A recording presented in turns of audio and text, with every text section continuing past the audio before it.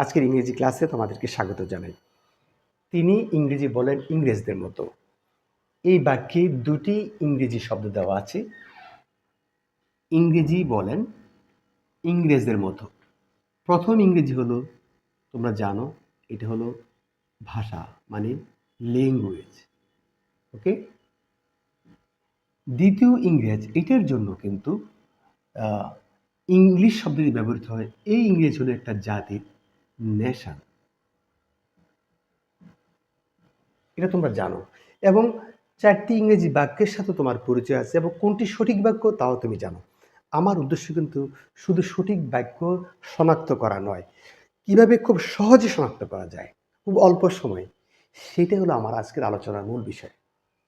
শিক্ষার্থী, তোমরা দেখো, আমরা কিন্তু সঠিক বাক্যটি শুধু চিনব না, আমরা খুব কুইক অ্যান্সার করার জন্য যে কৌশল, সেই কৌশলকে খোঁজার চেষ্টা করব। তাহলে চলো আমরা দেরি না করে আলোচনায় চলে আসি। তোমরা জানো এই ইংলিশ, এই যে ভাষা,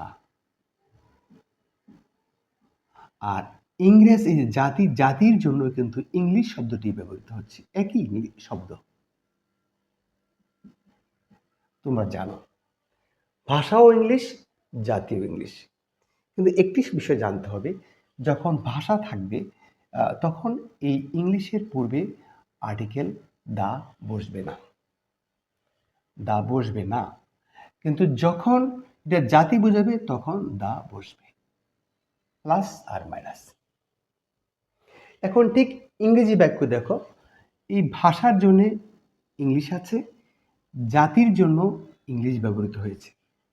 এখন দেখো কোথায় আমরা জানি যে জাতির পূর্বে দা বসবে, এখানে ইংলিশ ইংলিশ ইংলিশ ইংলিশ, এই সবগুলো জায়গার মধ্যে কোথায় দা আছে দেখো, যেখানে দা আছে এগুলো কারেক্ট, এটা ঠিক আছে, এটা ঠিক আছে। কিন্তু এই দুটি বাক্যের মধ্যে দা নেই, তাহলে বোঝা গেল এই দুটি বাক্য প্রথমেই আমি ক্রস মার্ক দিয়ে ফেলাম, ভুল। এবার আসো এখানে ভাষার জন্য যে ইংলিশ, সেখানে দা নেই। ভাষার জন্য যে ইংলিশ, এখানে দা নেই। যেটার মধ্যে দা থাকবে না সেটি কারেক্ট, এখানে দা আছে, এটাও ইনকারেক্ট।